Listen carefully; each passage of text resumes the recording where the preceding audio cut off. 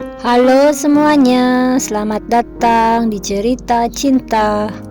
Kali ini kita akan membahas judul yang cukup sensitif lagi, yaitu cara menghadapi pria yang kasar dengan pasangannya.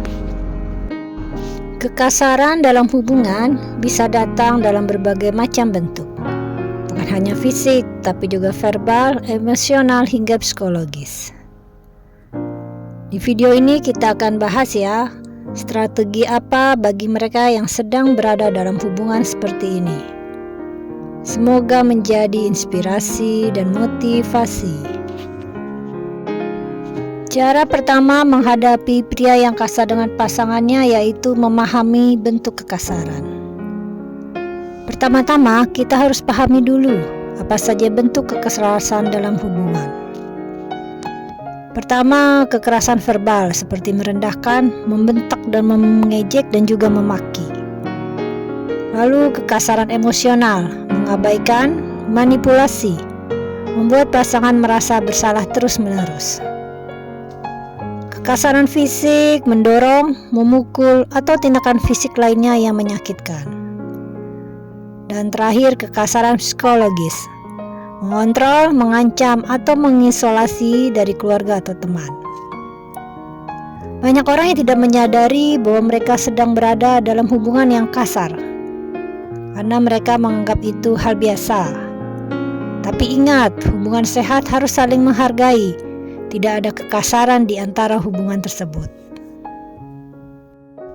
Cara kedua menghadapi pria yang kasar dengan pasangannya adalah dampak psikologis dan emosional. Kadang menyebabkan orang menangis sendiri, merasa tidak berdaya. Berada dalam hubungan dengan pria yang kasar bisa berdampak besar pada kesehatan mental dan emosional. Korban seringkali merasa tidak berharga, takut terus-menerus, sulit mengambil keputusan sendiri, merasa bersalah meskipun tak salah. Kalau kamu atau seseorang yang kamu kenal mengalami ini, penting untuk segera mencari bantuan.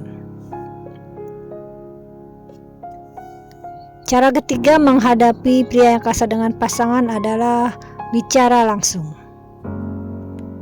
Sekarang pertanyaan pentingnya, bagaimana cara menghadapi pria yang kasar terhadap pasangannya?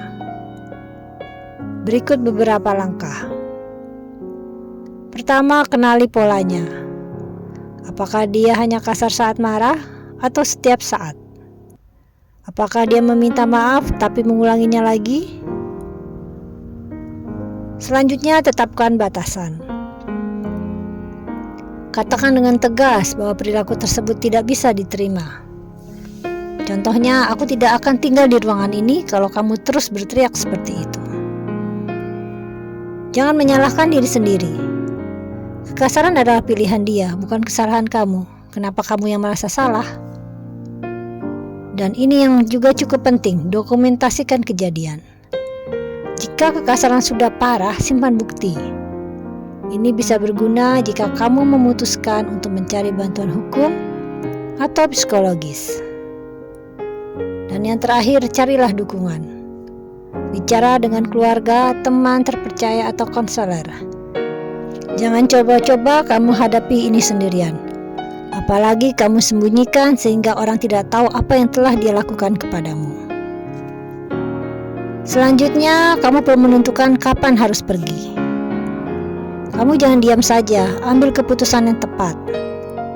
Kadang-kadang pria yang kasar tidak akan berubah, apapun yang kamu lakukan.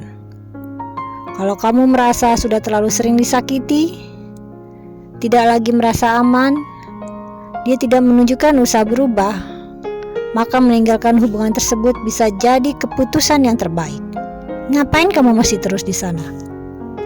Ingat loh, kamu layak mendapatkan cinta dan rasa hormat, bukan ketakutan dan tekanan. Apa yang bisa dilakukan setelah keluar dari hubungan kasar? Bila kamu sudah memutuskan untuk keluar, langkah-langkah yang berikut yang bisa kamu ambil. Hubungi Lembaga Perlindungan Wanita di Indonesia, Komnas HAM, LBH, API, dan lain sebagainya. Mulai terapi atau konseling. Bangun kembali kepercayaan diri lewat aktivitas yang kamu suka. Jangan hanya mengurung diri di rumah. Bangun jaringan sosial yang sehat dan suportif. Proses ini memang tidak mudah, tapi kamu tidak sendirian. Karena banyak orang yang akan membantumu. Jangan pernah kamu merasa bahwa kamu sendiri, sehingga kamu menutupi semua kejadian yang kamu alami.